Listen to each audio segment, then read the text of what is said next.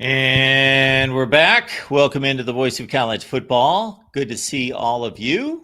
The community is here. We are ready to roll. Talk some college football. We've got three nice little topics lined up for you. Please leave the comments and questions there in the chat. We appreciate your super chat contributions. We will take it past the 5 p.m. hour if we can get to $100. Let's do that. Let's also leave the phone lines open for people that have not called this week yet. Let's do that. So we appreciate everyone who likes to call in every day, but let's leave the phone lines clear and the StreamYard link for those folks who have yet to call in this week. All right.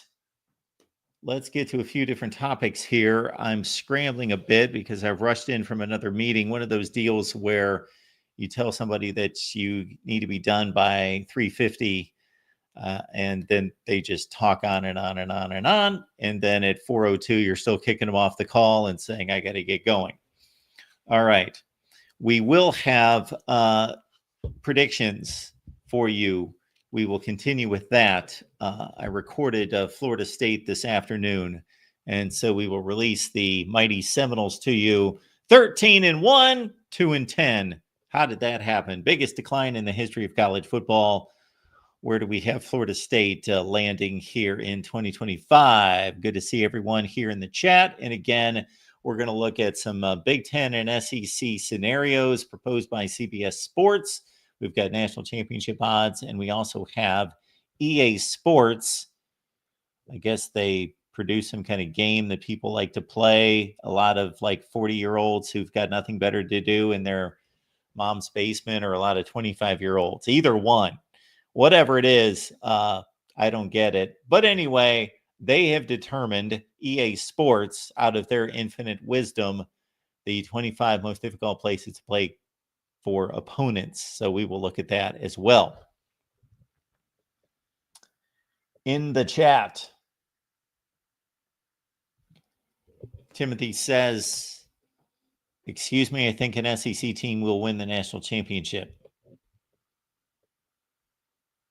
It's quite possible. I would give it about a 45% chance of happening.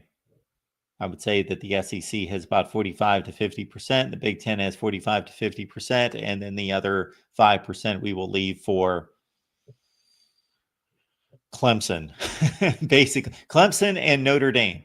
They will take up the other 5%. Edward, good to see you. We have the phone line there in the chat, and want to remind everyone that we've got our recruiting and transfer portal show tonight with Leanne Herring on the move. 8:30 Eastern tonight. That follows the Miami show with Cam Underwood from State of the U. So you'll see me 2 more times today. Aren't you fortunate? Let's get to this by George Ellis. Michigan is the most favorable odds for betting on the Natty. And with the soft schedule, they can definitely make the playoff. So that's a pretty astute comment there for 3 different reasons. One would be favorable odds does not necessarily mean the best odds, but trying to weigh the likelihood that that particular team is going to win the championship versus the odds. So the teams that is number 1 might be the best selection to win the national championship, but they may not have the best odds, and odds down the line may pay off better. And since we've been taken there by George, we might as well keep going.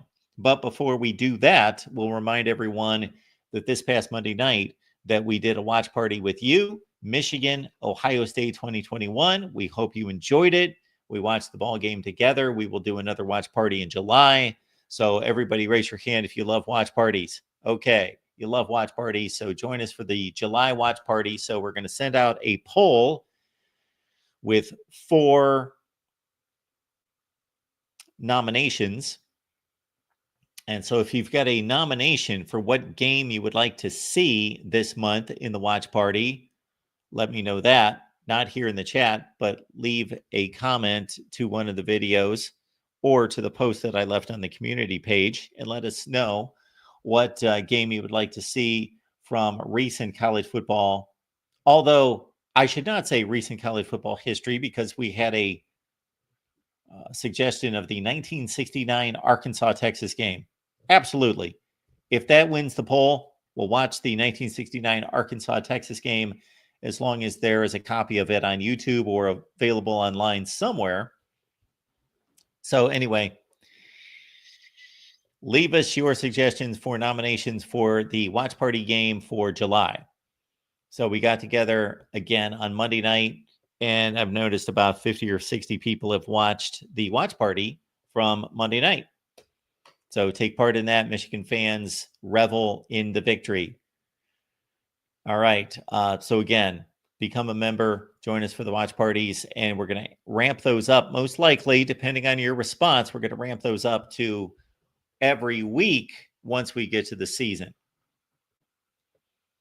So why don't we take this straight from George's comment right into, we'll take this right into the national championship odds. Levi would like to see the 2011 Iowa State upset of Oklahoma State that cost the Cowboys a shot at playing for the national championship after the tragedy on what I believe was Thursday night. Matthew Miller, 2008 Texas game, that, of course, with the unfortunate ending for him, but that's the Michael Crabtree catch. DeReal believes Texas should be favored to win it all. Plus 1,600. Matthew likes Clemson. Let's go to the odds that I see on Yahoo Sports.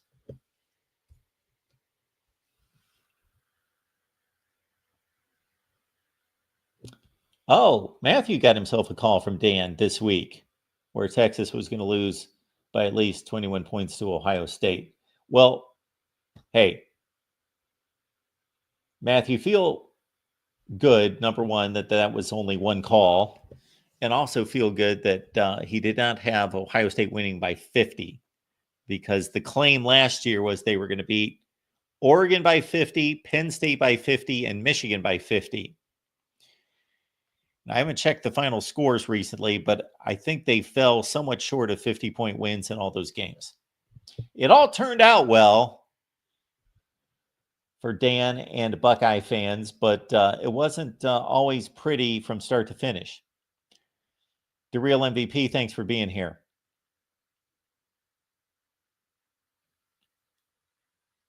Levi also heard from Dan. And we're giving way too much attention to Dan, but I'm going to say one other thing. He's been on a theme the last few times he's called, number of times that he's called in the last few months, about Iowa State having one of the best running games in the country. I was not necessarily aware of that, but there were no, in any way, facts given to confirm that. And I have yet to dive into Iowa State myself. Sooner Thrawn's here. And that was not a cut on guys that like to play video games, because you can certainly be a very highly productive person, great family man, or whatever you've got going on in your life. I'm sure we all have hobbies, so that could just be your particular hobby. But obviously there is a bit of a stereotype. And usually when there's a stereotype that draws itself from reality. But it's not that I'm against playing video games. I just have no use for them, and I just cannot relate. And I have not played a video game since my kids were like 6 or 7 years old, and they like to play video games at that point. That's when I played video games the last time. I went from, I didn't even play video games that much like in high school. I got what was the name of the gaming system? Intellivision. I got an Intellivision when I was probably 15 or 16, something like that. And I loved it for about 3 or 4 years. Loved it for the sports. I was never into, like, heavily into, Galaga was a great game, but I was never heavily into all the Pac-Man-ish or war kind of games. I love to play sports. baseball, football in particular, but also you could give me some golf, some auto racing, those sorts of things. I would play with the Intellivision. Got into that for about 3 or 4 years. And then from the time I was about 20 on, nothing. Then my kids were born. When they were 5, 6, 7, 8 years old, then I had about another 3-year run there. And then my son was big into video games, but I still remember him coming down with all of his video games and his system and everything. And he was carrying all of it. And he was about 15 years old, 15 to 17, something in that range. He brought it down. He didn't knock over a microphone, but he brought it all down. One of these days, I'm going to fix this. But he stacked up all his video games on top of his console, and he walked down the steps, and he basically just, boom, sell this, get rid of it. I'm done. And that's when he was like 17 at the most. He might have been more like 15, and he was done at that point. So I was glad to see that. All right, enough of that.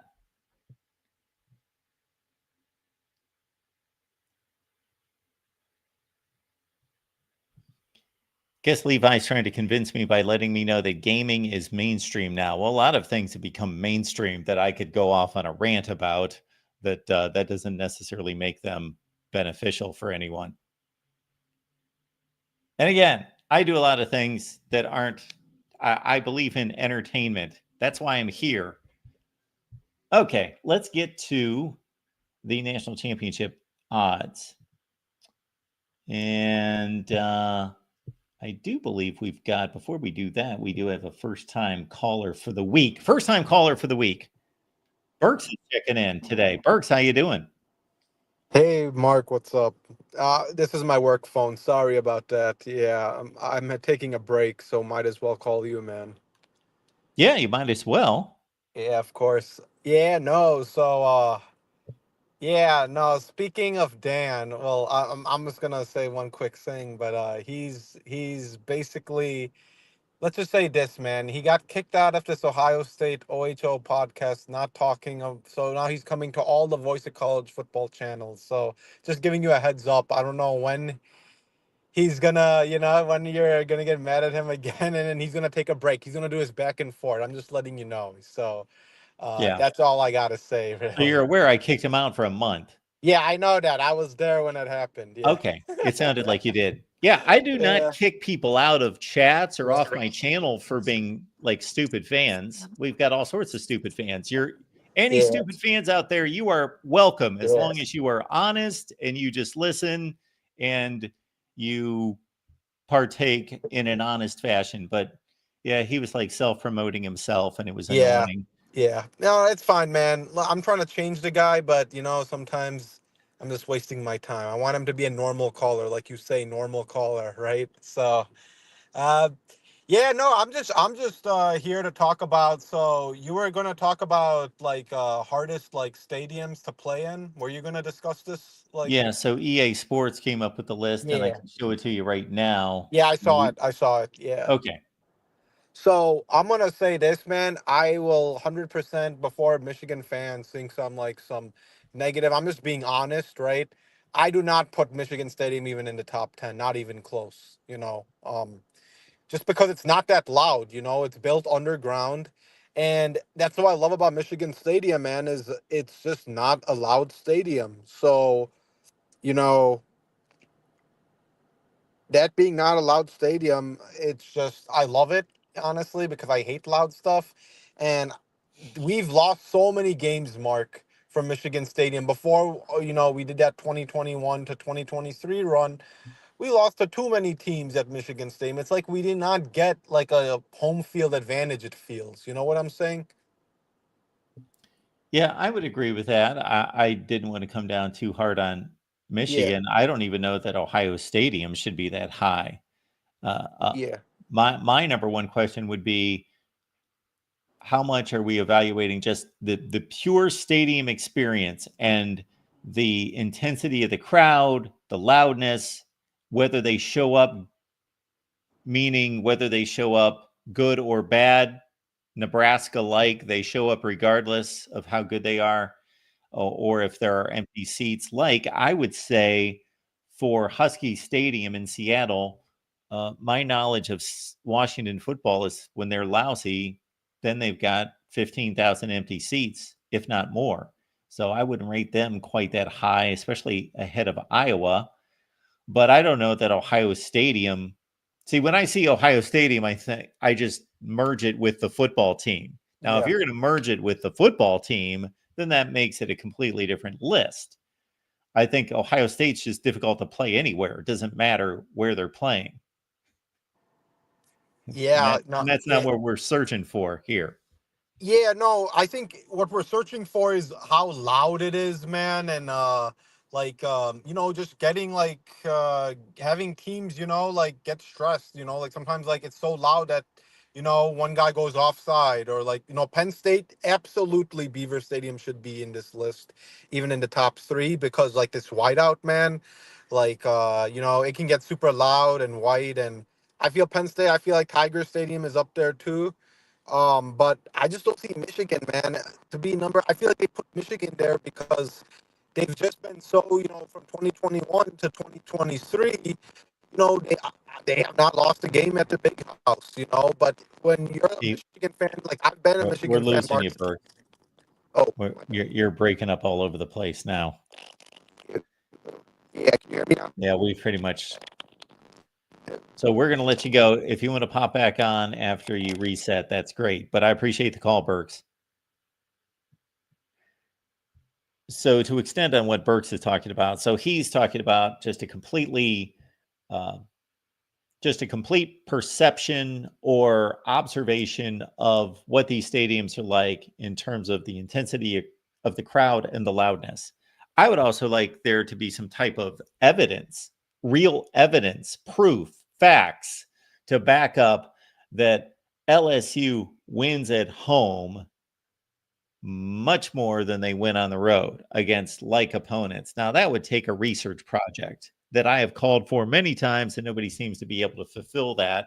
I would love to have the time to do it, but it's obviously not worth my time because it would take just exhaustive research, and you would have to set up some type of metric to measure how good a team is at home versus on the road, because you got to measure, of course, it'd be an easy statistic if everybody was equal, because then you would just say, oh, LSU's 20-4 at home and they're 16-8 on the road. Therefore, they're much better. And that proves their home field advantage. Well, it doesn't, because you'd have to measure each opponent and how good LSU was against. Yeah, it becomes rather complicated. So nobody's ever proven this at all in any stretch. It's all anecdotal of how difficult these places are to play. And I don't know that Ohio Stadium or Stanford Stadium at Georgia, I know it's a great environment between the hedges, but I think those have more to do with the dominant football teams there. When I think of difficult venues, regardless of how good the teams are, I think of Iowa. I think of Oregon. I think of Texas A&M. For one thing, just the sheer volume of people at places like Happy Valley, Ohio Stadium, the Big House, Texas A&M, Tennessee. You're talking over 100,000 people at these places. Alabama continues to add to its stadium. I believe they're over 100,000 at this point as well. So that's a big component there.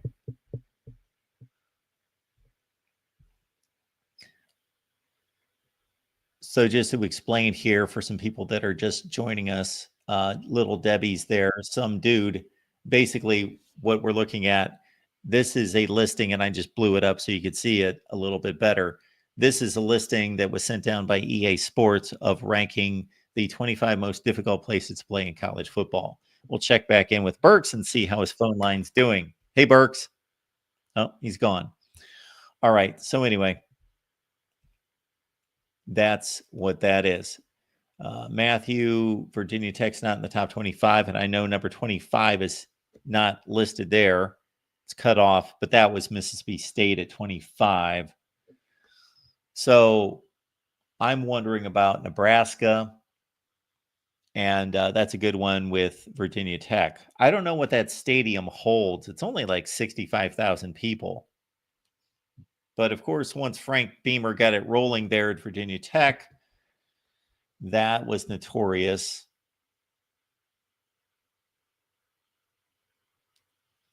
As Truth is saying here that the team is influencing the ranking. Yeah. Is it a combination? It's difficult to play here because we're playing a good team and we're fighting the stadium experience, or I don't think that that should be taken into consideration. I think that you should take that out as much as you possibly can, which again, it's impossible to completely take that out of it, but do the best you can just to rate the difficulty of how tough it is to play in that particular stadium outside of the team that you're playing. You know, if Georgia went and played at Georgia Southern every game this season, or if Ohio State went and played at Dick's Stadium in Kent, well, you'd be playing the same football team, but it would obviously not be anywhere close to the same environment and not be that difficult. And again, as I mentioned the other day when I offered up the 3 biggest myths in college football, and understand that when I launched these shows, I gave it about 18 seconds of thought. The 3 biggest myths in college football I could think of were number 1, trap games. Number 2, night games are more difficult to play for the road team. And number 3 is that you can throw out the record in rivalry games. All right, let's take some calls. We got Garrison here. Garrison, what's going on today? Hey, Mark, how you doing? I'm doing well. I'm doing well. What's the good word? So no, this is something I was actually really interested to talk about when I saw this. I actually on a piece of paper I was writing down who I would move up and who I would move down. Personally, I would have Florida move up a little bit higher, but when you were talking about, what's the criteria for this? So I looked it up, and like right here, I looked up the decibels for some of these stadiums. Okay. At number Is 1, that they had criteria. I don't know how loud it gets. Oh, okay. Well, you brought up a good point. We were talking about the amount of wins you have there, right? But I thought that LSU I would have it was at Tiger Stadium. I would have them at number 1. They're at 130 decibels. Number 2, which is actually who I would have at number 3, but they have Oregon at number 2. This was on a Sports Illustrated. Okay. And they go at 122 decibels. Beaver Stadium's at number 3 at also 122. Florida 115. They have Ohio State at number 5 without it being recorded, and I think Ohio State is one of those places where you kind of give it the benefit of the doubt. It would seem like when you talked about like the home record you have. I think Ohio State's way too high on this list myself. I do too. I've again, if we're factoring out the team on the field, we're just factoring in how difficult it is to play in that stadium. Mm-hmm. Yeah, there's 105,000 people there. Yeah, it's one of the largest. I think it's number 3, number 2, wherever it is right now. It's close between Michigan's number 1, and then it's Tennessee, Ohio State, Penn State are all right about the same. Mm-hmm. So the number of people, that's only one small factor, but it's a factor. But I've been to not many of these stadiums myself, so I can't judge it from that standpoint. From what I've heard and like just from other people, and then I guess from what I've heard from the TV, like some of the teams I would move down. Yes, I would move Ohio State down. I'd move Oklahoma down. I'd move Oregon up. I'd move Florida up. I'd move Texas A&M to probably to Ohio State spot. I mean, since I was a kid, I've been watching football games there or like on the television. It just seems like that place goes crazy. I love the Yeah, 12th man. I agree. Michigan Stadium, I would move down. Like I'm a Michigan native. I've been to that stadium probably 10 to 15 times. It's a very quiet stadium. Um, Washington, I would move up. I think Kinnick Stadium's much too low. And maybe that's just PTS, that's just PTSD from that 55 to what was that 55-24? What was that? Is that what the score was? That was the score. Yep. Yeah, maybe it's just from that, but and then and then Spartan Stadium, been there a lot too. It has no place on this list. Like I'm not sure who said someone said like Virginia Tech was missing on here. Now Virginia Tech is much louder than Spartan Stadium. I would assume. Yeah, I would think so.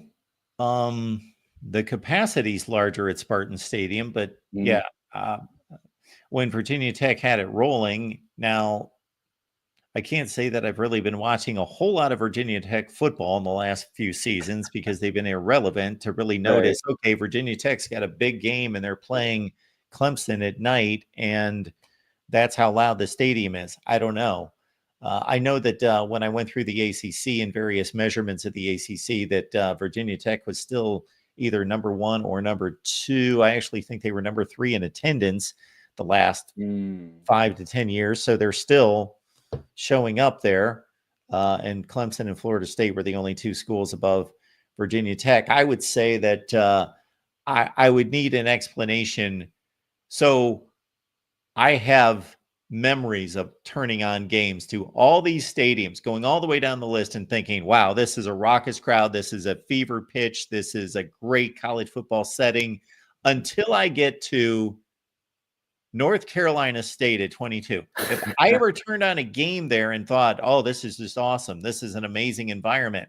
No, when I think of those ACC stadiums, other than Clemson and Florida State, I think of they almost look like Texas-sized high school stadiums, where they don't even close off the end of the stadium. Right. And there's I am guessing the capacity there is 60,000.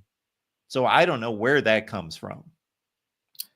Yeah, I'll be honest with you here. I think I maybe caught one North Carolina State game over the last few years, and I don't know why they're up here. I truly don't. Again, like you said, I would love to know what the criteria was in ranking these teams. How many of these stadiums have you been to? I haven't been to that many stadiums.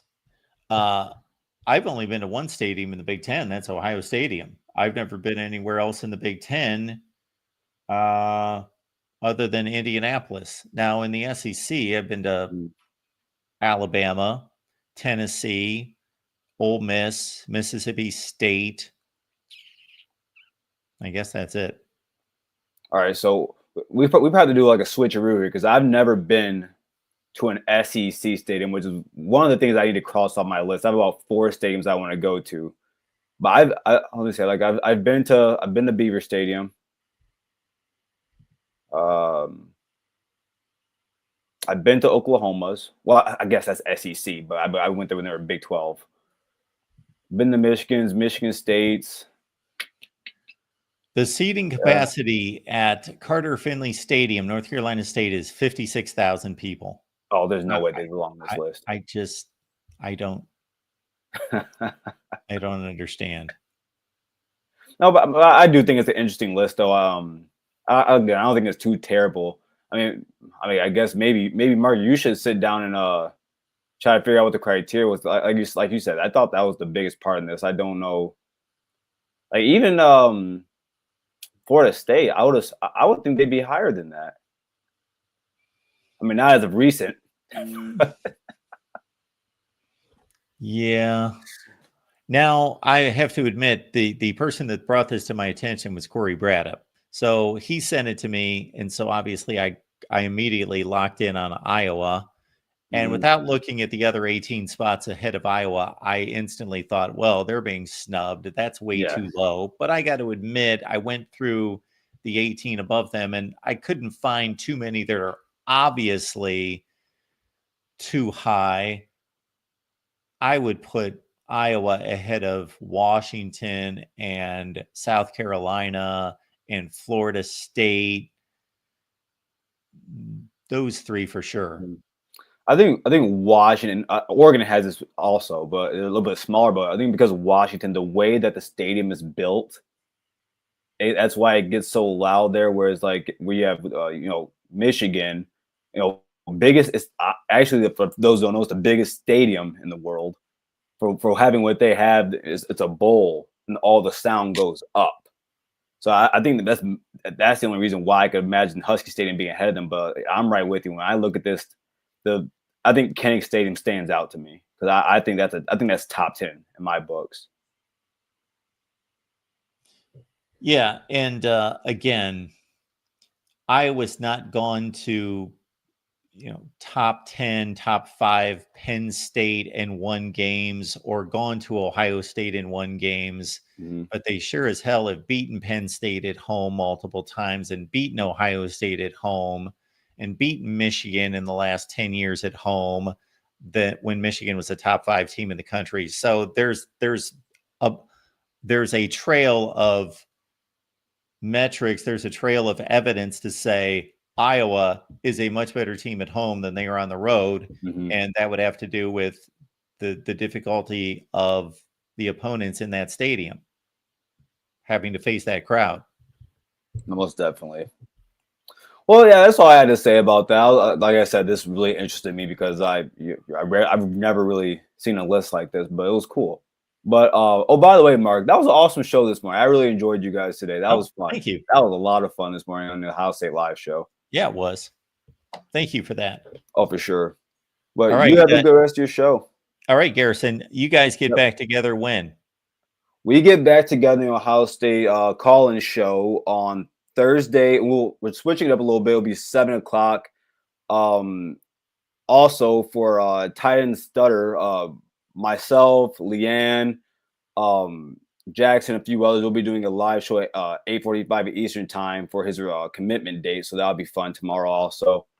But yeah, if you're a Buckeye fan, or if you're a fan of any other fan base, I would love to have you call in. I do enjoy talking the greater landscape of college football to people and how it resides with Ohio State. But we'll be back tomorrow at 7 o'clock and taking all the Buckeye questions anyone has or comments. Awesome. Well, Garrison, good to see you. Good to see you too, Mark.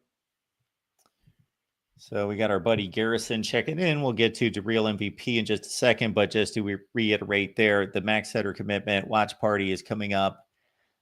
Jackson has left the link there in the chat. I believe that's around 12:30 to 12:45 on Thursday, and so that's going to air, I believe, on Ohio State, Illinois, Ole Miss. You got me. It's recruiting. I don't know. I don't even know really who the guy is. So there you go. I'll find out on signing day. All right. I got the real MVP stopping by. What's going on, sir? Nothing much. How about you, Mark? I am just making it through the day. That's good to hear. Well, this list to me seems like a combination of environments and terms, and also how good the team is. Because there's plenty of teams who are not that good. Like Virginia Tech is probably the prime example that always bring it, but their team's terrible. And they're nowhere on the list. So I think it's more impressive, in my opinion, to have a team that's terrible. Yeah, year in, year out, you got no hope of winning anything meaningful like South Carolina, like Virginia Tech, and still be one of the toughest environments. Yeah. Another dark horse team I'd like to throw in here is Mississippi State, not because of their fans, but because of artificial noise of their cowbells. So annoying. And anytime you're watching a Mississippi State game because it's so loud. Oh, they just made the list at 25. Yep. There you go. But that's they're not the 25th in terms of most passionate fans or anything. It's because they got a gimmick. That's the only reason they're on the list at all. Yeah, I don't even know where that stands right now. That's been outlawed a number of times, and then they come back and they still bring them in the stadium, and that's been dealt with a few different ways.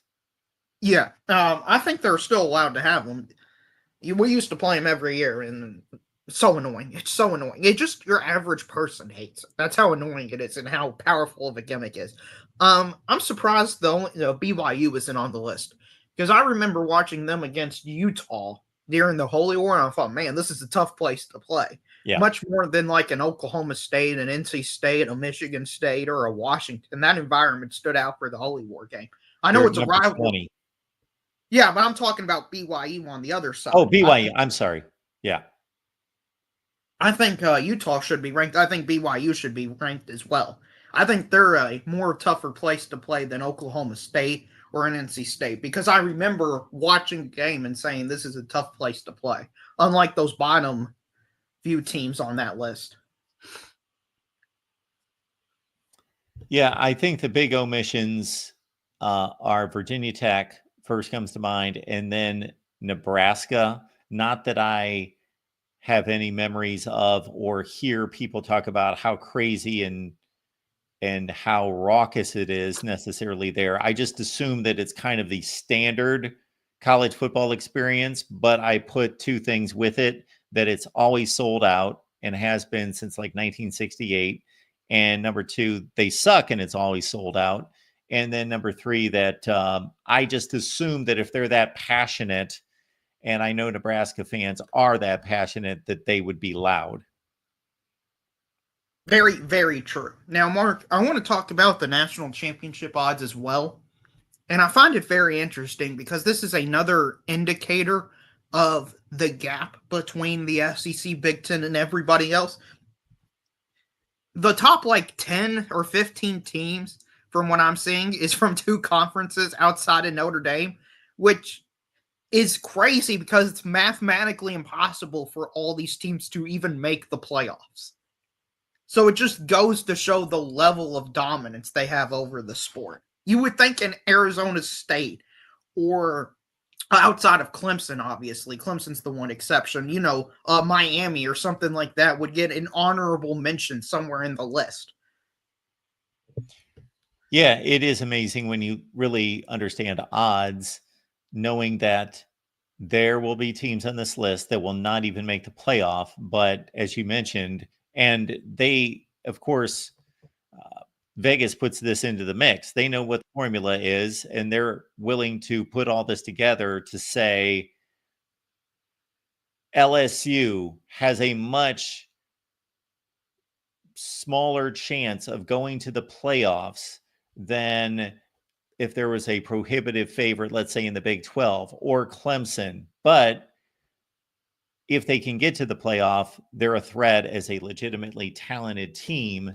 Therefore, yes, there's more likelihood for, of course, the Big 12 is going to have a team there, and the ACC is going to have a team there. And Clemson's kind of an aberration to a certain extent this year because people are high on Clemson, but that they still have higher odds, even though there's a risk that they won't even get there. For example, Tennessee has better odds than anybody in the Big 12.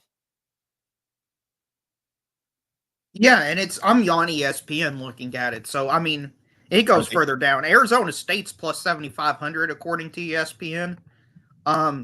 Which, by the way, to give you some indicators of how bad that is, South Carolina, Florida, Auburn have better or same odds as them.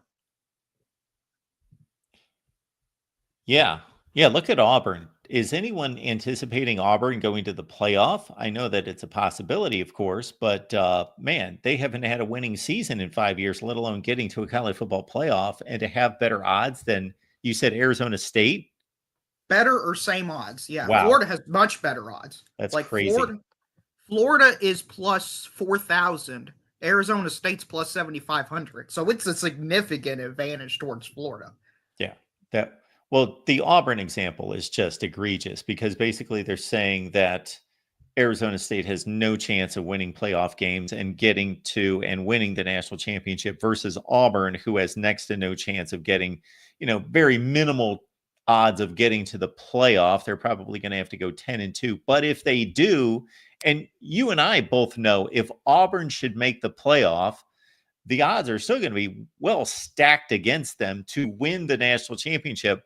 But it's so enormously higher in Vegas's estimation than a Big 12 champion winning the national championship.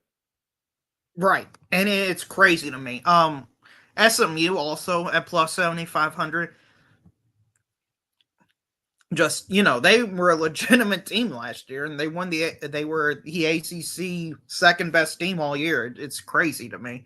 The second best Big Ten team is Utah, Kansas State, Texas Tech at plus 10,000 mark. Yeah. And I mean, it just shows you that conference is just non-viable going forward. And this is why going to we're going to have a team at plus 10,000 odds, Mark, in the playoff. I mean, that's insane. That's uncompetitive written all over it. Is there anybody on that board that you think is a good selection as a good bet? Meaning, as I opened the show with, Ohio State and Texas have the best odds. So if you were just saying who's going to win the national championship and there were no odds involved, you'd probably take Ohio State, Texas. Maybe a lot of people would like Penn State.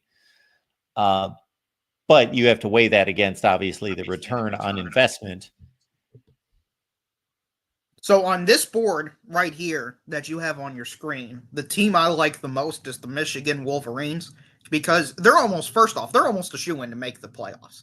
Like, it would be a complete disaster for them if they don't make a playoffs. The only team with the pulse they play all year is Ohio State. Oklahoma's a good team. They're a decent team. They're a top 30-ish team. Yeah. But they can even lose to both of those games, and they're going to be in the playoffs because they're 10-2. And they have the personnel, the depth, the proven experience. And I just flatly believe in that team more than in Arizona State or Boise State. So I really like Michigan at their value, much more than even an LSU or a Notre Dame ahead of them, or Oregon. I don't even think Oregon's going to make the playoff. I think that Oregon number is solely because of what they did last year, or mainly because of what they did last year, where they said, oh, they're the number one team, so therefore they're going to be great again this year. I love the Michigan plus 2,200.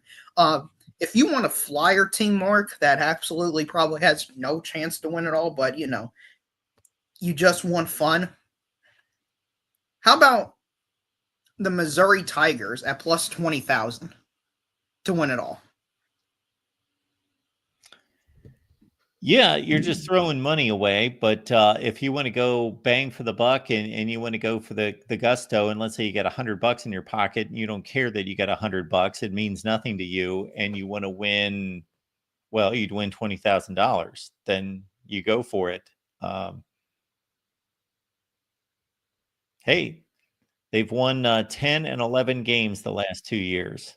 Right. And they've shown they can compete against the top teams. They've proven it more than some of these teams. By the way, here's another crazy thing, Mark. The G5, the best G5 team, Boise State. Yeah. Plus 25,000. Virginia Tech, UCLA, Iowa, Arkansas, TCU, Indiana, all ahead of them. Easily ahead of them. So, I mean, the G5 is saying you have less than no chance. Wait a minute. Whoa. Levi. Hang on. I give access to people to our platform here at the Voice of College Football, and then they take liberty on my show. Hang on, Levi. Just a second. I forget the last person to have done that. I responded much more vehemently. Anyway, so I don't know if Levi wants to take part in this conversation with you, or he wants to be the next one up. So we'll bring Levi in, and my apologies, Mark. I didn't realize it would just throw me in. Oh, I got you. Yeah, no, that was a technical boo-boo. I wanted to push back a little bit on the odds at the bottom end in the Big 12 point here.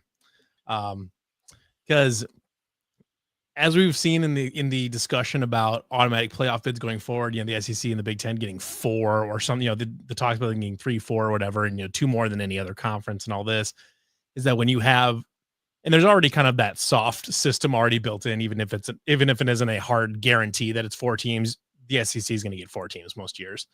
So when you have a system that essentially builds in 4 bids for a conference, it makes sense to give national championship odds way down the list in the conference. The way I will push back on that. So there is a lot of truth to what you say, but there's also this. This is not a listing of which conference is going to win the national championship. Right. So if it was that, then obviously it would be extremely it is and it isn't, because it's not an odds of which is going to have, but the odds are inherently affected by the number of opportunities that the conference has available to put a team in the playoffs. So, for example, the reason that only whatever 1 or 2, maybe 2, maybe 3 Big 12 teams even have odds, even if they're incredibly long shot odds, is because the Big 12 is probably, at max they get 2, probably 1 in a lot of years. So there's just physically fewer spots available to the Big 12 and the ACC to have a team that can even have a shot at winning a national title. So it's a product of the SEC is basically, and the Big 10 are pretty much always going to have 4 teams that will have a real shot at winning a national title just by virtue of being in the playoff. So the number of spots available affects the odds. Well, of course, we all understand that we're in the same process this year in 2025 as we had last year, and that was the only year that we can review and gain any kind of trend from. And we know that there were 3 teams in the SEC that could be argued should have been elevated above SMU and into the playoff just based on resume. Now, I'm not saying that that was the wrong move, because I had the same opinion that SMU should have been in the playoff. But it could be argued easily. It's not like that they were a clear choice based on their resume over Alabama, South Carolina, and Ole Miss. Mm-hmm. So in our one example, the SEC was not given the preference that you would have expected.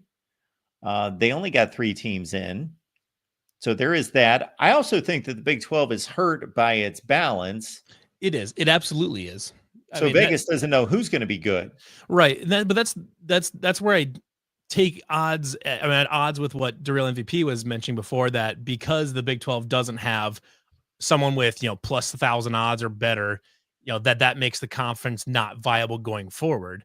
I would argue that it's exactly the opposite thing, because part of the reason that exists is because the conference is so balanced and there is so much parity in the conference that most years you don't have a team or 2 that are just going to jet way ahead of the rest of the conference and, cement themselves in the playoff and things like that.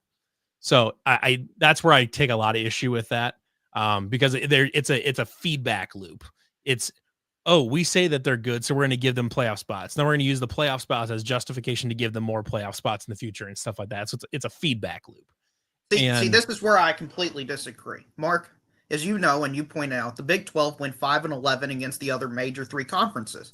If you want to go out and win your non-conference games and convincingly beat it. As I tell Mark all the time, there's no reason Arizona State, the best team in the Big 12 last year, should have only beat Mississippi State, the worst team in the SEC, by 7. Sorry, that's unacceptable. Hold on. Then what about them barely losing to Texas, the best team in the SEC, in the playoff? Oh, that was in a loss. That was the Big 12's best result all season. In a loss. And they probably should have won that game. I would argue they kind of got gypped a little bit at the end of that game. Listen, that's the way the cookie crumbles at times. It was an evenly matched game. Right, but if you're going to say they shouldn't have just barely beaten Mississippi State, but then they lost. It's a loss is a loss. You can't do that. They played really well against the best team in the SEC, proving that they were absolutely competitive at the top of the SEC. They can't compete with the top of the SEC. I'm saying the Big 12 as a whole has proven over the course of the regular season that they were not competitive against the Big Ten and SEC. If they go out and win a majority of their non-conference games this year, especially against the SEC and Big Ten, they will earn more playoff spots. But we all kind of That's implicitly not how this know. works. Yes, it is. That's not how Yeah, it college is. football works. That Yeah, is it is. not. It is. The Big 12 could literally go undefeated against the Big 10 and the SEC, and it does not matter. It does. No, the system will not allow that to happen. No, it's not the system. It's the fact you all don't have the good enough players. You don't have good enough coaches. You don't have good enough talent to win those games. We don't have enough matchups between those conferences at the highest levels to warrant that's exactly that. right. Because if Iowa State goes out and beats Iowa, Baylor beats Auburn, these are the games that are coming to mind. Oklahoma State beats Oregon. Well, Oregon is Oregon, and obviously they were the number one team for most of last season. But if they're a 9-3 version of Oregon, that's going to be a nice win for the Big 12.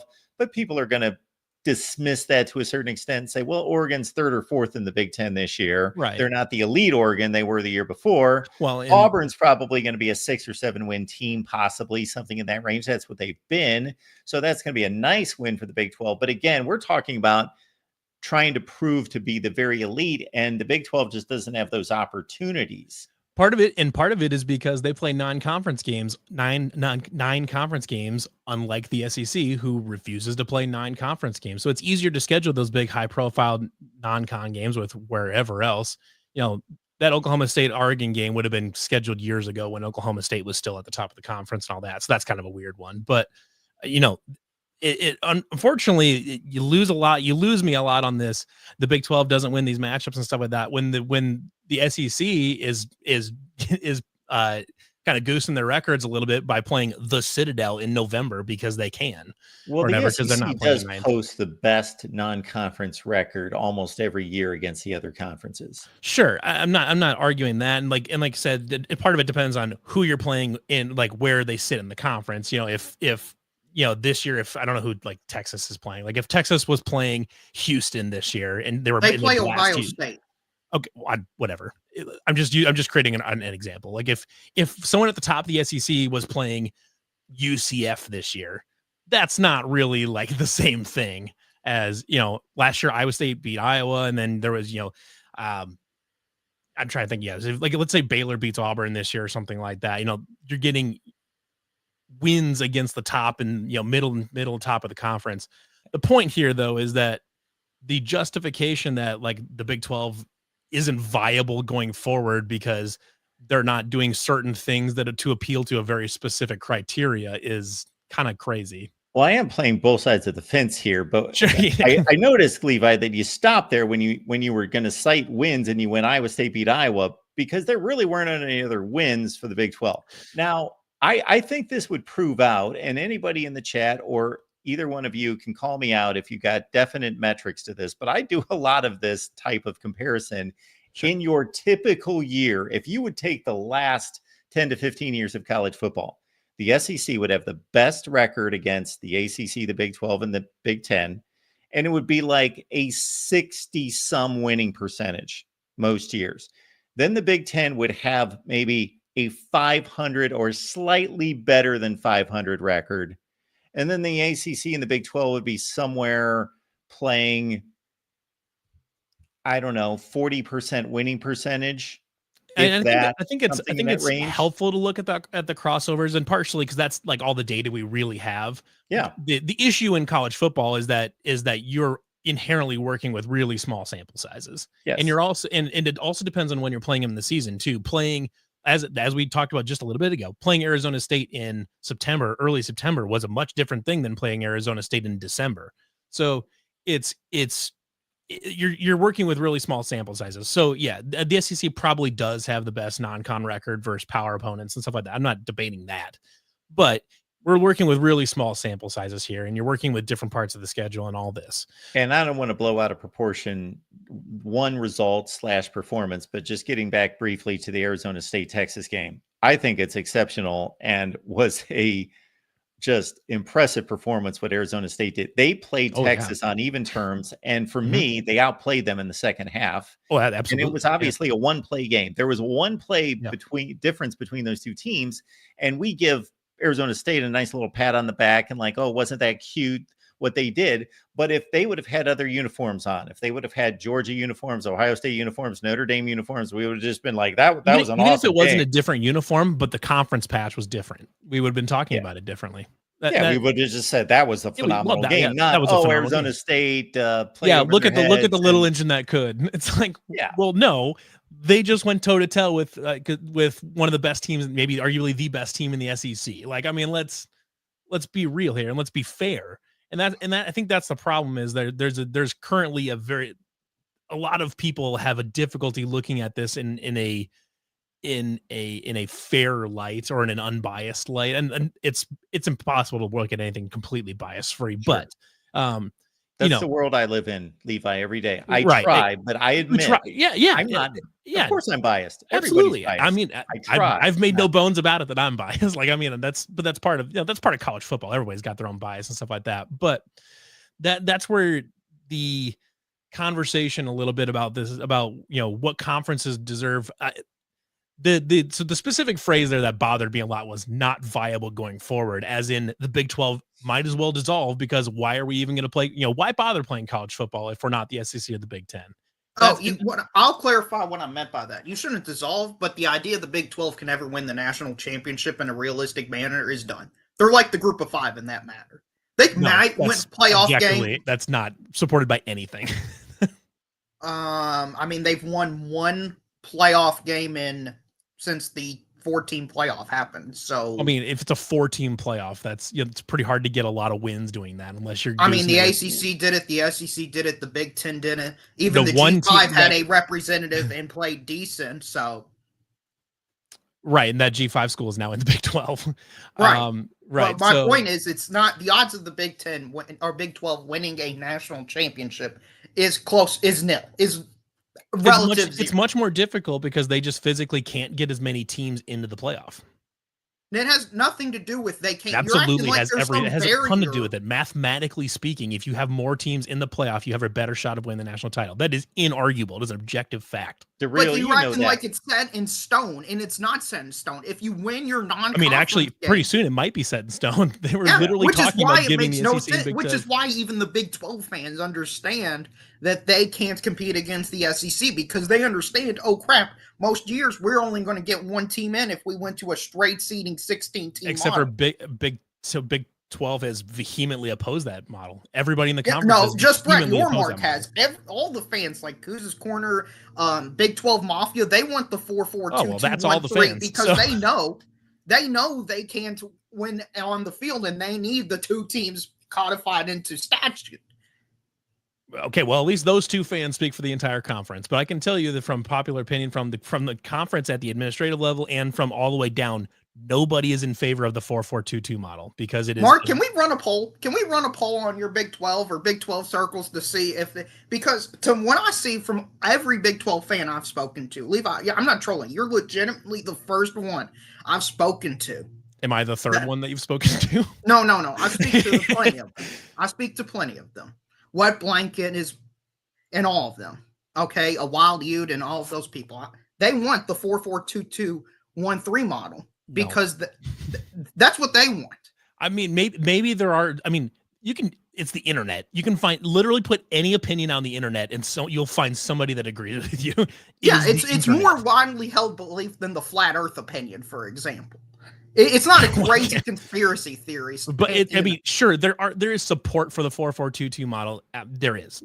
However, there's a reason that the conference, from everybody from the conference itself down to every single AD in the conference, opposed the 4-4-2-2 model. And there's a reason that it's largely getting scrapped, because everybody said this is dumb. There's no reason we should. It's insane that we were contemplating a system in which two conferences have an actual contractual set in stone advantage over the other two based on what?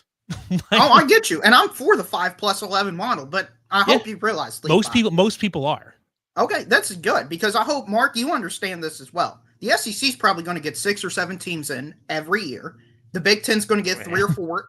I'm not trolling. Every year. Last year, the SEC would have gotten 6 teams. and that was a down year for the SEC. Everybody admits it, that the SEC had a bad year. It's legitimately debate that the Big Ten might have been the better conference last year. And the SEC still would have gotten double the amount of teams in. And the Big 12 probably would have gotten 2, which is more than the one they got. So yeah, it's, but they would have gotten the same end they would have had if they would have done the 4-4-2-2-1-3. but then but what happens then when you do that though is you're artificially locking yourself into 2, and that's basically it. So the problem here, and the reason that the 4-4-2-2 is terrible for the Big 12 is because even though it does guarantee you 2, like last year we had a 4-way tie going into that. There were 3 10-2 teams in the regular season last year, and all of them had a reasonable argument to be in the playoff. Now, obviously, you had one AQ as the champion, but BYU and Iowa State both had the resumes to be in consideration for an at-large. And you want to leave the possibility open that like if you have 3 10-2 teams like they did last year, that you could get 3 teams in the playoff and give yourself a shot to win the national title, or at least make some noise. That's the thing, is that when you do the 4-4-2-2, the ACC and the Big 12 both are agreeing. They're bowing down to the SEC and the Big 10 and say we are an inferior conference. And like, even if money and all that is in favor of the Big 10 and the SEC, if as a conference just agreeing to just be at a competitive disadvantage with the other conferences is nonsense. It's stupid. You can't do that. You can't, like, if Yormark agreed to that, Brett Yormark agreed to that, he should be fired immediately, because he is inherently limiting the value of the conference. You can't do that. It's just not an option. Agreed. Yeah. Well, this is a great day for me. I didn't realize how much political capital Greg Sankey had in all this discussion. I mean, Mark, we even got Big 12, in my opinion, we got Big 12 fans rooting against their own self-interest. So I'm looking forward to this 5-11 model. I'm looking forward to like 7-5 teams getting to the playoffs. It's going to be great. I don't even know if the 4-4-2-2-1-3 model was implemented, how they possibly explain that to the average college football fan or to College Football Nation. I don't know how they explain it to Congress in terms of antitrust legislation. That there's a predetermination before one play is had in a college football season that we have determined that 2 conferences are twice as good as 2 other conferences. It's like if the NFL said, if the NBA said, you know what, the Lakers and the Celtics both missed the playoffs this year, we need to make sure that they get in. So we're going to create spots specifically for the Lakers, the Celtics, and maybe, pick a couple other, maybe the Warriors, pick a couple other big sure. franchises in the NBA or in the NFL. Let's say, oh man, the Patriots missed the playoffs. We need to make sure that they're in, because they're one of the cornerstone franchises in this league, the Steelers. Let's make sure they're in. So we're going to create spots specifically for those teams or for this division. Say, well, usually the AL East, or not the AL East, in baseball, yeah, sure. Let's say the AL East, we want to make sure that the Yankees and the Red Sox are always in the playoffs. So we're going to give them 2 automatic. We're going to give that division 2 automatic berths to the playoffs. That is crazy. You could never explain that to anybody in a way that makes any sense. But that is what the 4-4-2 model, 2-2 model is in college Absolutely. football. It's insane that we're even contemplating that. Yep. You wouldn't do that in any other sport. Yep. But you understand. Do you watch any of the other sports, Levi? I like college sports. Yeah, well, I mean, okay. So basketball specifically. Iowa State does not have baseball, so I don't watch college baseball. But I'll use a college baseball example. So the SEC, and this is what's going to happen. So they're expanding the March Madness bracket most likely to 76 teams. It's a mistake. They shouldn't do it. You realize it's not going to help out the little guys. It's not going to help out the. No, they're going to jam more power. They're going to jam more Big 12 and SEC and Big 10 schools in. Yeah, 12 and 22 South Carolina probably would have made the field under a 76-team model. And that's what's going to happen under seriously. They're projected in by not 12 and 22, but you would see more like 17 and 15 teams that would get in for I'm sure. I'm not trolling here. With how dominant the SEC was last year. Well, you're not going to put a team that's 10 games under 500 in the tournament, but they are. No, they were going to make it in. But you're worried. But I do 100% agree with you that there's going to be a whole bunch more teams from power conferences that get in that really have no business being in the tournament. I don't disagree with you there. Now you're probably exaggerating on the 12 and 22 South Carolina team, but this is the point still stands though. But like, why? So that's you can take that same logic here to the college football playoff. Like, Right. we're all you're doing by expanding this and by is you're getting a bunch of teams that don't deserve to be in the playoff in there. Correct. And it's going to go to the Big Ten. There's going to be some that go to the Big Ten and the SEC that just really don't deserve to be in there. And it is what it is. I mean, I can't, unfortunately, as much as I would like for college football to have a truly,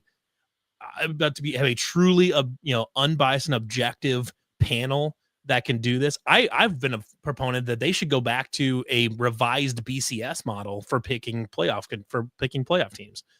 I'm not sure exactly. I don't think you would take the 2013 version or whatever it was, 2012 version of the BCS model that, where we had all those issues. But I think there needs to be some level of objectivity as far as we're determining some formula that we can look at.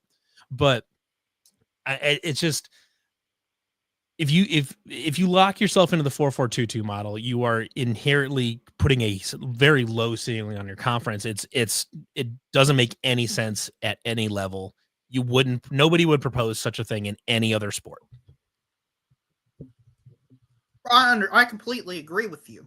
But every other sport, instead of it being actually codified, it's basically codified. Like in March Madness, they always give the benefit of the doubt to the Big 12 because they're the best basketball conference. And last year was the SEC was the best basketball conference. It'll be one of those two or the Big 10. They'll always get some benefit of the doubt, no doubt. Right. It's the same things happen to the SEC in college baseball. Kentucky, my team that I root for, the 13th best baseball team who went sub 500 in the SEC, picked over the 4th best Big 12 team.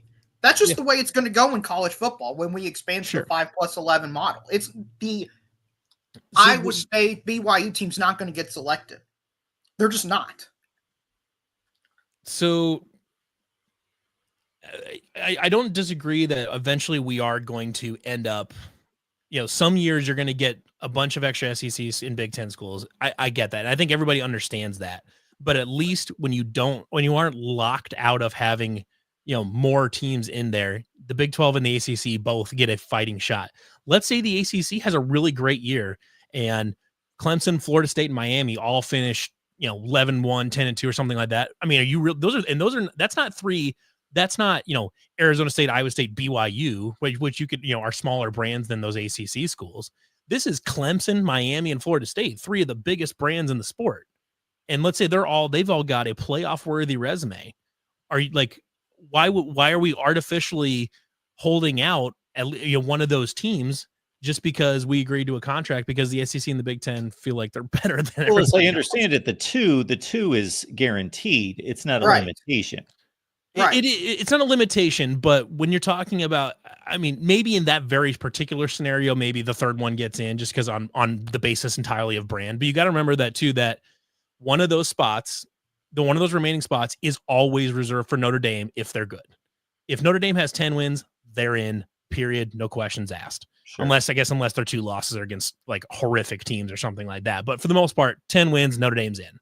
And so then you're leaving the rest of this out. So, the SEC and the Big 10 are guaranteed 4, and they've got an obvious 4 most years that you can like, okay, they're in. But are you going to take 10-2 Miami over, 10-2, whoever the 15th best team in 10, maybe it's Tennessee or something like that, whoever the 5th best team in the SEC is, that from a brand standpoint, are you going to take Miami over them? And maybe they do, maybe they don't. That's a discussion, but it's unfair to the ACC and the Big 12 that if you've got 3 really, really good teams that are legit playoff good teams and you're just going to hold them out because the contract says no, that's stupid. And there's no way that the Big 12 and the ACC could ever agree to that contract.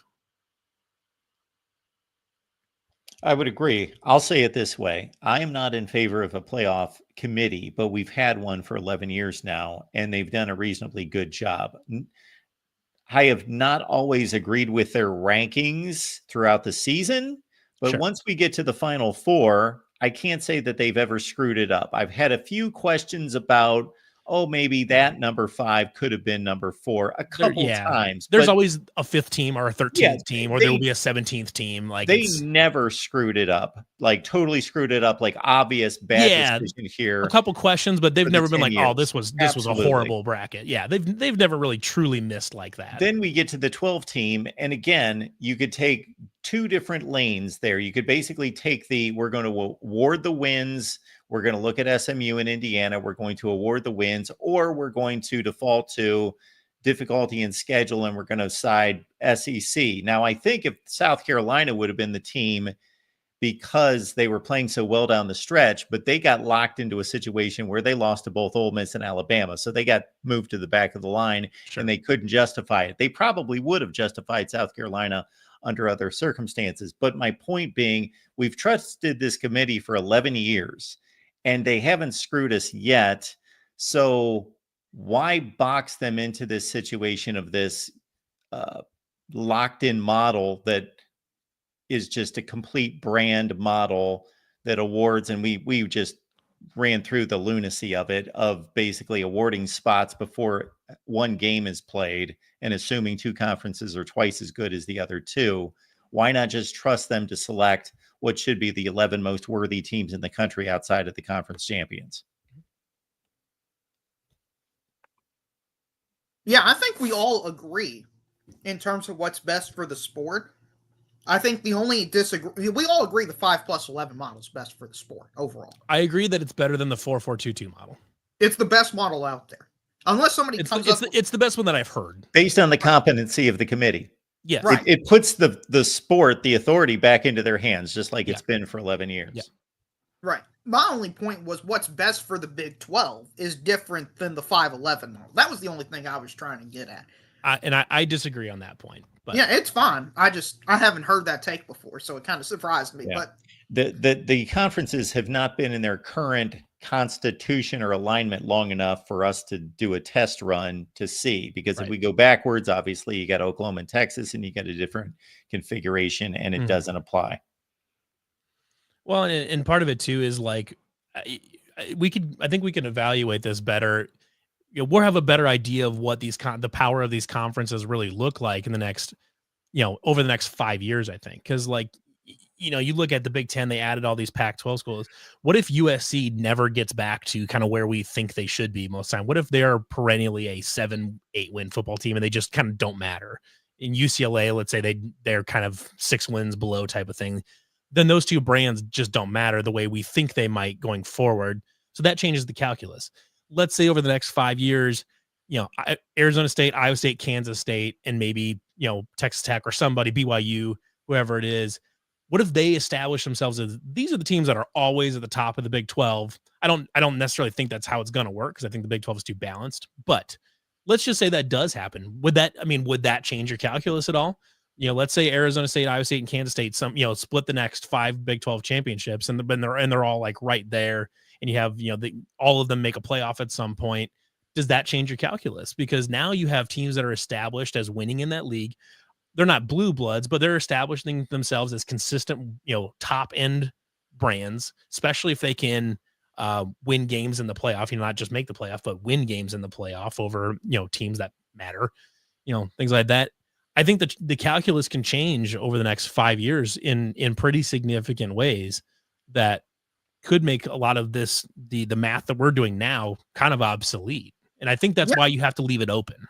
Right. I mean, if the Big 12 wins playoff games, then absolutely the calculus is going to change because they proved it on the football field. And I would have argued that could have and maybe should have started just this past season, when I think Arizona State should have beaten Texas. And they didn't. I mean, it's a good start. But they actually have to win games. And my point is I don't think they're going to win games. I think Arizona State versus Texas is basically best case scenario.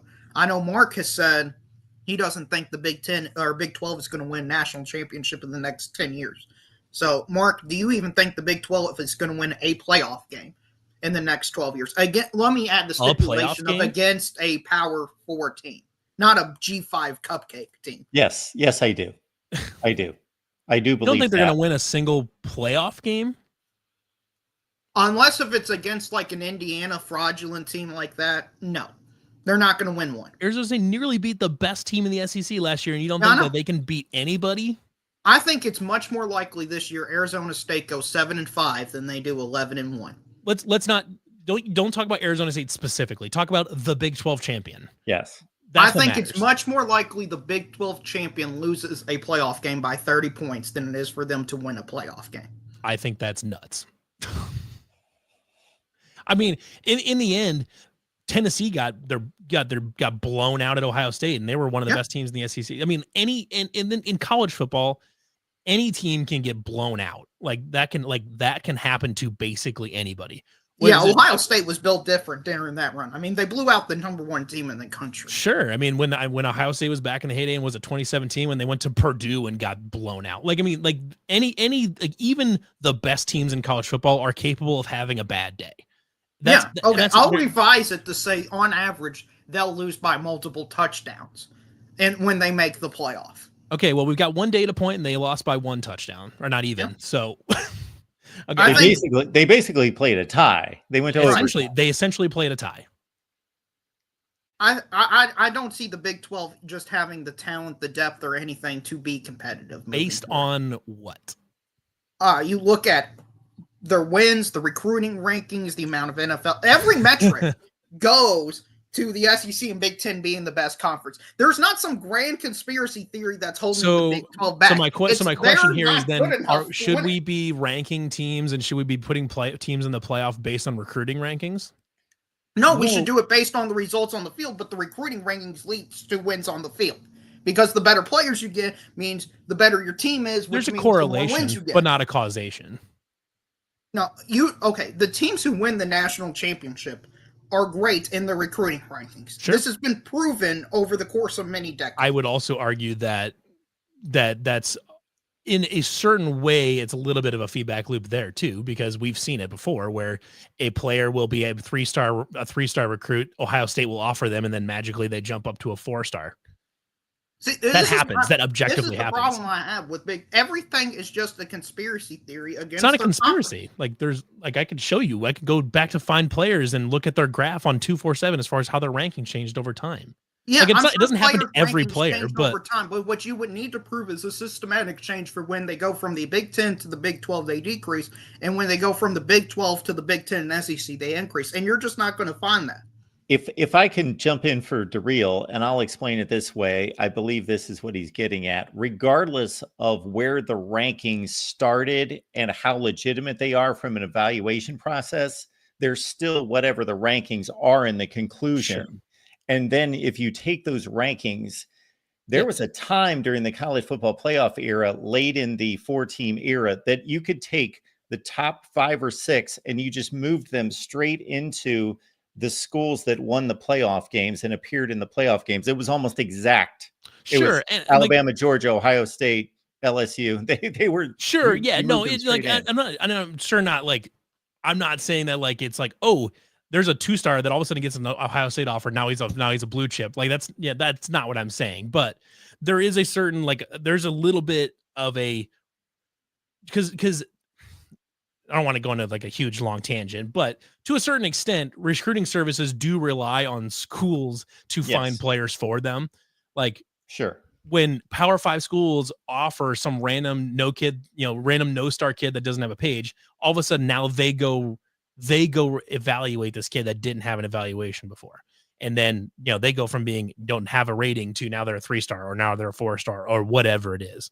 So there is some sway there by just the merit of having a Power 5 offer or something like that, where guys just get a boost because now they get a second look or whatever it is. So that's not to say like, oh, that they just go in and change recruiting rankings to benefit the brands. That's not what I'm saying, but it changes the math a little bit when you have offers coming from power schools and all that. But there is a correlation that national champions have a huge percentage of their roster as blue chip talent. We know that. That's not like an arguable fact. We know that. But you cannot use recruiting rankings as a way to justify putting teams in a playoff or where you're ranking them, especially in the preseason. Oh, absolutely. I agree with that. My point is the team, if you want to win games on the field, you need better players. How do you get better players? You go out and recruit better players. Or you develop the ones you have. Or you develop the ones you have into astronomical players like Michigan did a few years ago. And to close the loop on the beginning of the recruiting rankings point, I think DeReal's making is you can follow that line 3 to 4 years later right into the NFL draft. A lot It's of times. almost. But there are programs that you can look at where you can see where the recruits started and where they end up in the NFL draft. And some programs do a better job of taking. Or we're talking about national championship caliber. Sure, you're taking guys that are coming out of high school. They're already getting like NFL draft buzz, like Jeremiah Williams and stuff like that. You know, Ryan Williams, Jeremiah Smith. You know, those guys. Yeah, yes, you're correct that there is a line that you can draw that, you know, more blue chips go to the NFL. That's just how it works. I mean, recruiting services generally get pretty close on a lot of these guys. But because right now the problem here is that as it stands, preseason rankings do influence rankings through the season, and then which invariably influences how teams are selected and ranked in the playoff. As much as we don't want that to be the case, preseason rankings absolutely do factor in. And preseason rankings are almost entirely based off of a combination of recruiting rankings and vibes from the brand, essentially. You know, that's where a lot of these issues come into play. So when you have this narrative, whatever you want to call it, a general idea that, well, because these blue chips are here, that they need to be pushed higher in the rankings, in the preseason rankings, before any games are played. And then now that preseason ranking affects where they are going into the season. And they could be, if you have a top 10 team, a team that starts in the top 10 and they win their first 8 games by 4 points each, or like a touchdown or less every game, they're going to show as they're being undefeated. But are they really still a top 10 team when they've played a soft schedule? Right now, they do stay up there because they haven't lost and they started where they started. And right now, the AP poll and the coaches poll and whoever else, not anyone listens to the coaches poll, but the AP poll doesn't adjust well for, you know, this team was ranked highly in the preseason. So then they're there and they just stay there because they keep winning, even though they haven't looked very good. So that's the tricky part here, is that these preseason rankings are getting taken into account for no good reason whatsoever. And the SEC and the Big Ten currently get a little bit more benefit of the doubt than ACC or Big 12 schools. Okay, so I heard I makes sense, and I've heard this argument brought up. I would just like some evidence to back up this claim that preseason rankings impact the final rankings. So what team or teams out there had a preseason ranking you thought was wrong, and then by the end of the season were still ranked wrong because of their preseason ranking? Not by the end of the season, but for most of the season last year, Missouri was ranked way too high. I think they were a top 10 team or borderline top 10 team in the preseason poll, and they hung in there for a long time, despite them being a pretty whatever team. They didn't hang in the top 10. Well, they were hanging in that top 10, top 15, and they were ranked way longer than they should have been. You know, they didn't stay up way high, but they were still ranked, you know, I don't remember what the exact timeline looks like, but they were ranked way longer than they should have been. And that's just one example from last year, but you know, there's been plenty of years, and it's not just about teams falling down that were ranked too high, but it's teams that were ranked, you know, they were unranked, and now they've got to win a bunch of games. I mean, if you had a team that started unranked and a team that started as number 10, and they played essentially identical schedules from a strength of schedule perspective, and they had the same record, the team that started out lower would be lower than the team that started out at 10. That's the problem.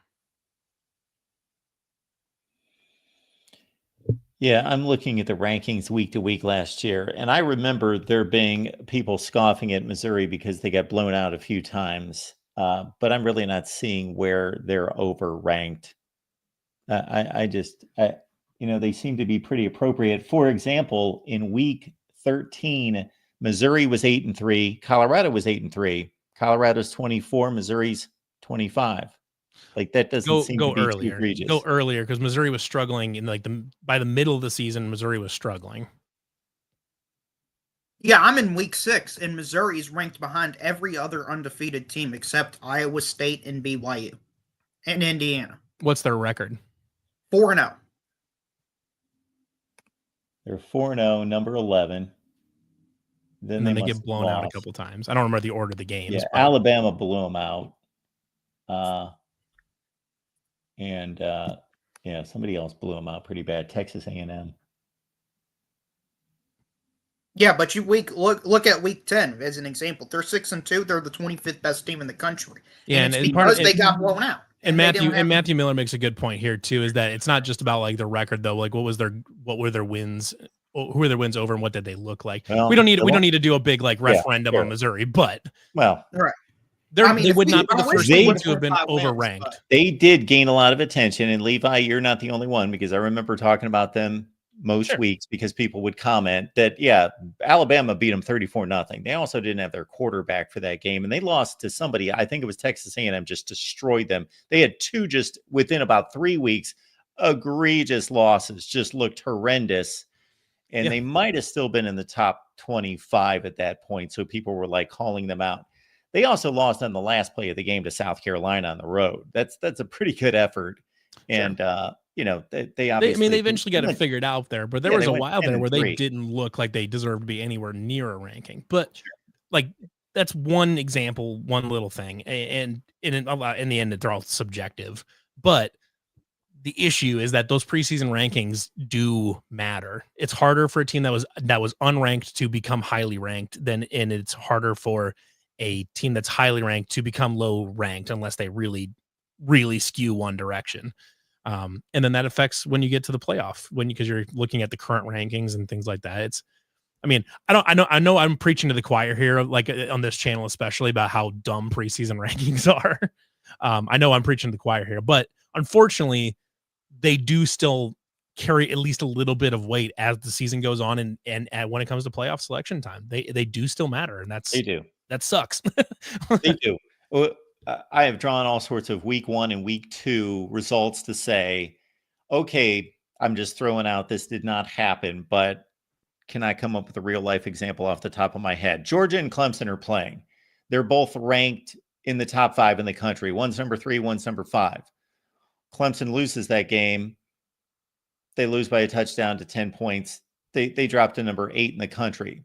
Well, if Clemson started the season unranked and lost to Georgia by 10 points, are they going to be suddenly ranked number 8 in the country? Right, they're going to be unranked because they started out unranked. If Clemson lost by a touchdown to Georgia, they wouldn't even move. They wouldn't move. Yeah, they wouldn't go anywhere. That's exactly right. Is that where you start ranked absolutely matters. It's not like, they start like, oh, here's our best guess, and then after week 1, they completely rearrange everything. Like they just like move them, right. Like they apply mid to late season logic to the rankings right at week 1, where if it's week 10 and the number 3 team loses to the number 2 team, you're probably not going to drop them down more than maybe a spot or something, but they apply that to week 1. And then when you do that to week 1 and week 2, then eventually you get this cumulative effect where teams don't move as much as they probably should. And then they stay high or they stay too low. And I agree with that. Yeah. And my point is that when you start and you talk about recruiting rankings and things like that, that influences the preseason polls. And that's so it all cascades from there. So that's my problem here, is that there's not really a good equal look at these conferences and these teams, because there's so many factors pouring into rankings at the beginning of the season, during the season, and then looking into playoff time, where unfortunately I think we can all probably, like, if you have 2 teams that have equal resumes, but one's a blue blood and one's not, the brand's going to get in because it's a TV product, things like that. Not to go too far into the tinfoil hat thing, but although again, we didn't have the brands get in last year. We didn't. I think on specific to last year, I think SMU had enough of a advantage in the resume to justify overcoming a little. The brand thing, to me, is just a tiebreaker. It's like, if these 2 teams are basically equal, you put the brand in, type of thing. I mean, there's a reason that Notre Dame, if they're 10-2 or better, are gonna get in. There's a reason for that. Even though Notre Dame's schedule is typically sometimes not great, they're Notre Dame. So you're going to put Notre Dame in. You can't, you're going to have a good Notre Dame team and you can't leave them out of the playoff. But talking about SMU would lead to a whole different can of worms because their schedule was atrocious last year and they still got in. And that's, in my opinion, why all these big name schools are canceling all their series like Nebraska, Tennessee, USC, Notre Dame, because your best win can be in against an 8-4 top 30 team and get into the playoffs comfortably. Why schedule anybody? Why play anybody decent? I really think that any new playoff format proposal and any talk of guaranteed spots needs to also include a stipulation of 1, Notre Dame has to join a conference, 2, the SEC has to play 9 conference games like everybody else. Yeah, I agree. I don't think this 9th conference game is going to matter significantly. Nobody was like, man, Indiana played Purdue. They played Purdue and beat them by 60. We got to put them in the playoffs. Just think of it this way, Darrell. We can throw all sorts of metrics and everything else and computations at it, but that the committee starts with what is your record. Yeah. And when the SEC is playing 16 out of conference games against the likes of Georgia Southern and Chattanooga, what do? They win all 16. Maybe Vandy loses 1, but it doesn't matter because they're not even Vandy also upset a couple teams last year. So. As opposed to 16 games against each other, what is the record going to be? Well, it's going to be 8-8. I can guarantee that. Right. But the issue with this as well, Mark, is it doesn't matter the bottom teams. It only matters the top teams. So Texas, Alabama, Georgia are probably going to beat your Arkansas. They are, maybe, but the fringe of the top. One of them might 5 lose. seeds. The teams that are in question are the ones that are in danger. Yeah, right. Yeah. One of the 3 probably would lose, and the other 2 would probably win because it's not going to be where they all play each other or play the top. They're going to play the bottom as well. The problem because the SEC justifies only playing 8 games because the conference is so difficult that it would make it unfairly difficult. That's ridiculous. It's because we know you are what your record says you are, and they obviously you want the better record. So we're all in agreement that they only play 8 conference games, so they want to have better. They want to have better looking records. If you want to yell at anybody, yell in Indiana. They had 3 gimme wins. Listen, you're not going to hear me. You're not going to see. You're going to catch me defending Indiana last year. No, me neither.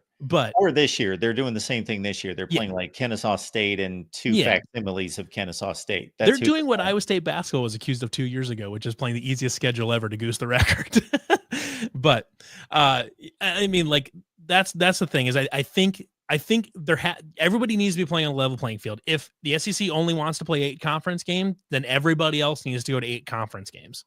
Or whatever, I think that's the absolute wrong direction. I think the SEC should play 9 conference games like everybody else.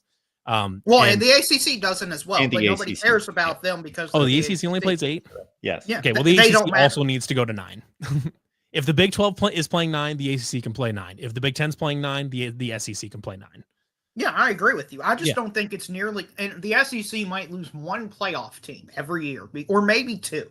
They're not going to lose like 4 or 5 because they went to a 9th conference game. Sure.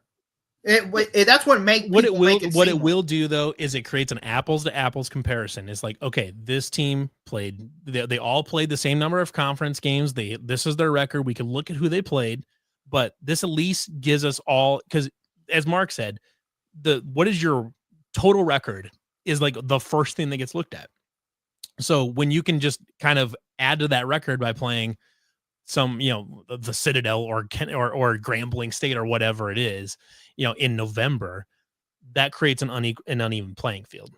It also greatly affects non-conference scheduling because when Iowa State only plays 3 out of conference games and they're locked into a date against Iowa, that prohibits them to a certain extent. They could go do it, but to go schedule another difficult non-conference game, there's no reason to. Nobody's doing that. Nobody's doing. Look how much USC penalized themselves by only playing 3 non-conference games last year. They always play Notre Dame, and then they went out and scheduled LSU. Why do that? Where in the SEC, me including myself, I do this at times, will award the SEC team that goes out there and schedules another difficult game like Florida this year. They always play Florida State. They went out and scheduled Miami. Great. They played 2 difficult non-conference games, but they still have the 2 cushy non-conference games to rely on because they get a 4-game non-conference schedule. Yeah, and to me, if the SEC's teams that are not scheduling 2 difficult non-con games, then it's a waste of time. Then it's not an apples to apples comparison. 2/3 of them don't. Right. And that's my point, is that most of them basically get a free win beyond what everybody else gets. And that creates a lot of problems when you're comparing teams in late November. Yeah, you're not going to get any argument out of me. Yeah, and it's for that reason that I think this new playoff format needs to create a completely even playing field to start with. As far as what is written in stone, everything needs to be equal. Now, if the SEC and the Big Ten, earn more spots that way, whatever it is, through, whatever means that happens, then it is what it is, and we deal with that later. But you can't create a system in which the foundation of it is inherently an unequal system for everybody participating. At least at the Power 5 level. Obviously, the G5 is kind of getting screwed no matter what. But And I only have one closing comment, and we'll give you each one closing comment. Then I got to wrap it up. But taking Levi back about 10 or 15 minutes in the conversation, I do think that the Big Ten is more vulnerable than the SEC. Not that the Big 12 is going to be better than the Big Ten, but if there is a chance of there being a argument between the two conferences, not only is it like a USC not living up to its history, but it's also, I did some quick math as Levi was talking. Ohio State has lost 20 regular season games in the last 20 seasons. They've been 11-1 for 20 years in a row. Can they keep up that pace? So if Ohio State, we just assume they're going to be elite, they're going to be one of the top 3 to 5 teams in the country every year. If they drop off and Penn State or Michigan doesn't take their place, then that suppresses the elite factor of the Big Ten as well. And then suddenly they don't have that given national championship contender. Well, they will, because they'll be given those spots. Yeah, they're going to get the But in spots. terms of having a legitimate, which brings us all the way back down into my original argument, is that by having spots, you have a better shot at a national title. Anyways. All right. Anything else, you two? No, it was good talking to Levi. First time I met you. Pleasure talking to you. Good discussion. Absolutely. Yeah, good discussion. I would like to see the Big Ten have some spine when it comes to these negotiations, though. The Big Ten having a spine and actually like putting up a little bit of fight to the SEC doing whatever they want would be nice to see. But yeah, I'm not confident that's going to happen. So Levi, it's Tuesday night with you at 8 Eastern, 7 Central. That is correct. Yeah. That's the Iowa State show with Levi. So get more of this great stuff on the Cyclones. Thanks, Levi. I would love to have as many of you guys over as possible. Like, even though it's an Iowa State show, I'm more than happy to talk about any of this stuff on my show as well, too. So would love to see everybody come over on Tuesdays. Awesome. Thanks, Levi. All right, Daryl, good to see you, man. Yeah, it's good seeing you. Next time, Matthew Miller, please call in and explain why the 5+11 model is wrong. I'd love to debate you on that anytime, anywhere. Thanks for having me on, Mark. Thanks, Daryl. All right. We went a little overtime in this one, but we certainly need to honor the super chats coming in from Adam. Thank you so much for those, sir. We appreciate you. Mark, this year's national champion, as in the past, will be a disputed, even illegitimate champion because of schedule strength of disparity. Until that is fixed, there is no true national champion. Well, I would agree that in the sport that we love here, there is more subjectivity to the playoff bids. Obviously, in basketball, in college basketball, there's given just as much, but obviously everyone who has any conceivable argument to reach the NCAA best basketball tournament is there. They're dipping down to the 70th best team in the country. They're all there. So they all get a shot. Maybe the seedings are off. Maybe the brackets are off in regards to the regions and the strength of the regions. Those can be argued, but they're all at least there. Once we get to 12 to 16 teams in college football, I don't know that anyone really has an argument that they have been left out. Now, you will hear me be the first person that's going to argue once we get to the finish line, let's say this year, that there are going to be teams that have just as good a resume as the teams that made it at the back end of the line. But I'm not saying that they deserve Like, wow, we went 9-3, but we played this difficult schedule. We should be in the playoff. Yes, I will argue that, but I don't think that they have a point of complaint or whining that they didn't get a chance to get to the national championship because, hey, you played 12 games. If you lose 3 of them, look at the rest of college football history. So, no, the system is not perfect. It's far from perfect. However, we are producing the most legitimate national champion over the last 11 years than we ever have. That's not even debatable or close. By far, it's the most legitimate system we've had. Not perfect, not great. It could be better, but it is the most legitimate system that we've seen. Also, Adam's got this for us. Mark, this afternoon, I helped my girlfriend move a huge desk up a 30-foot hill at our friend's lake house into a U-Haul truck in 100-degree heat. I'm in no shape to do that, but had the intangibles.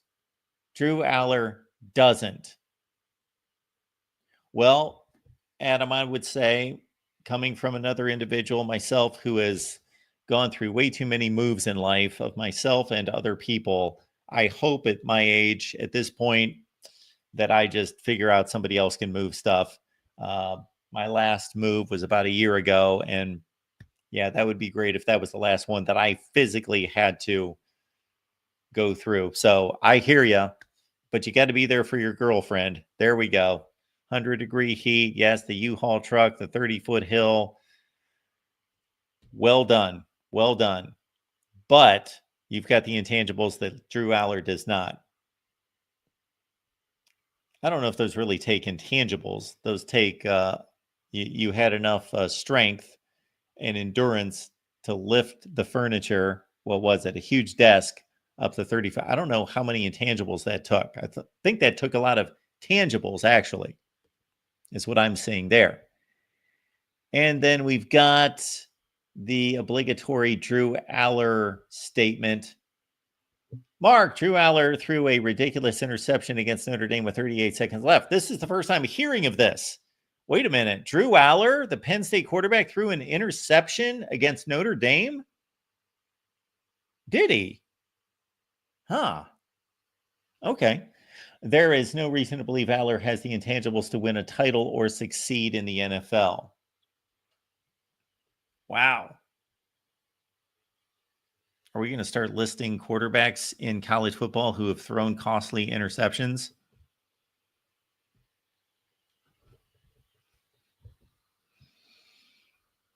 Troy Aikman never came anywhere close to playing in a national championship game. Things worked out for him pretty well. And others. John Elway never had a winning record in college, let alone, he couldn't even get to a bowl game. John Elway. Things worked out pretty well for him. Dan Marino, his final year in college, do you know how many touchdowns Dan Marino put up on the SMU defense in his final college game? Does anyone know the numbers that Dan Marino put up against SMU in his final collegiate game on January 1st in Dallas at the Cotton Bowl, 1984? 3 points. Couldn't get the ball into the end zone against the vaunted SMU defense. I'm just starting, just getting going. I could bring up those type of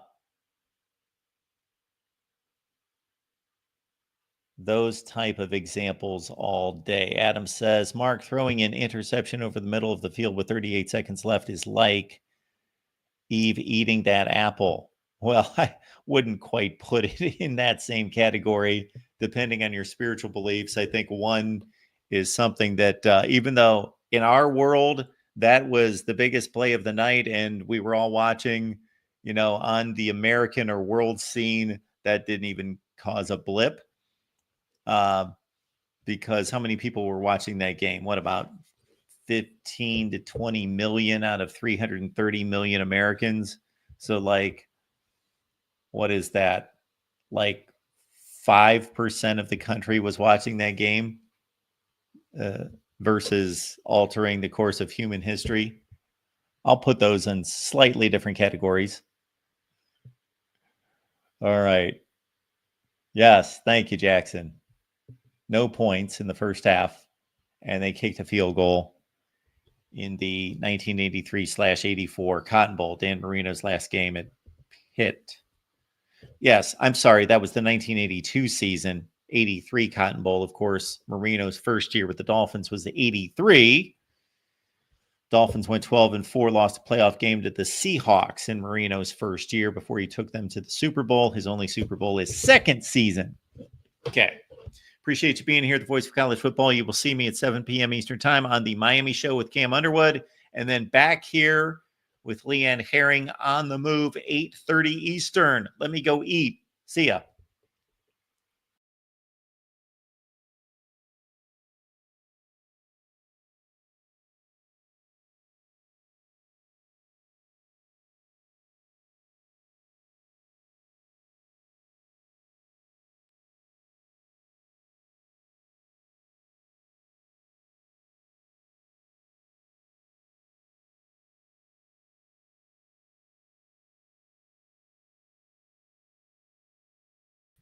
My apologies. My mic's on now. Troy's asking who called the Cotton Bowl game of 83. I would say that I know that Lindsey Scott was calling Cotton Bowl games right around into the early 80s, like 1980, Baylor, Alabama, 81, Texas, Alabama. And then it would have been passed on to, that's a great one right there. That's a tough one. A few guys come to mind. I should know that off. I should have that one. I should have that one.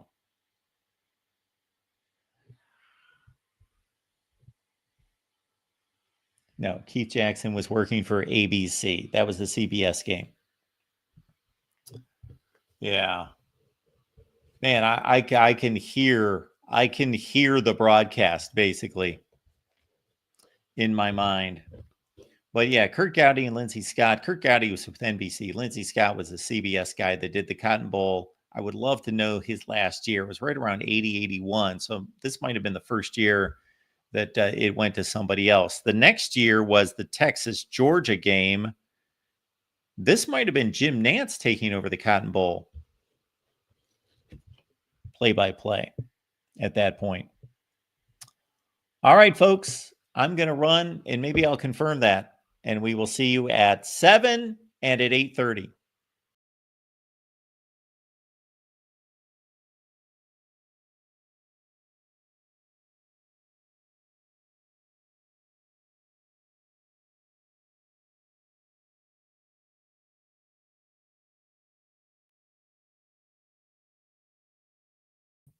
There we go. Thank you so much for that, Jackson. Yeah, I nailed it. Lindsey Nelson.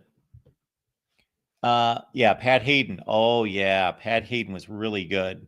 Pat Hayden worked with Lindsey Nelson, and then he worked Brent Musburger. And then at one point, of course, most recently, he was doing the Notre Dame broadcast, but at some point in there, he did the TNT Thursday night NFL games. Pat O'Brien on the sideline. Yeah, who was, wow, he was the NFL guy for a long, long time. And he was the college football after he moved from, it might have been at this particular time, Pat O'Brien did the, just prior to Jim Nantz was doing the studio. And prior to Tim Brando doing the studio at CBS as well. Good stuff there, Jackson. Thank you.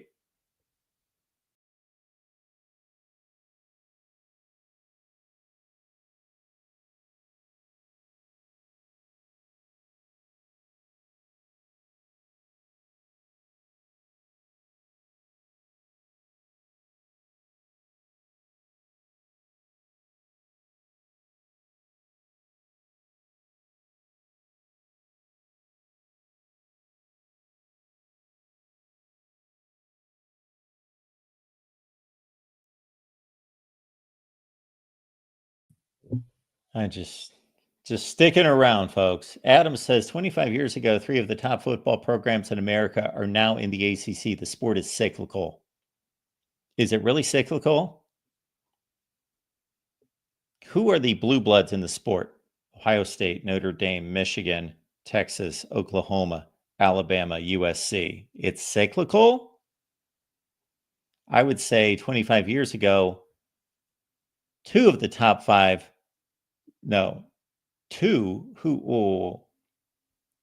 Miami, Florida State, Miami, Florida State. Who am I missing? Miami, Florida State, Miami, Florida State. Clemson was not anywhere close to one of the top 5 football programs in America 25 years ago. They were in the top 25. Thanks, Adam. See you next time.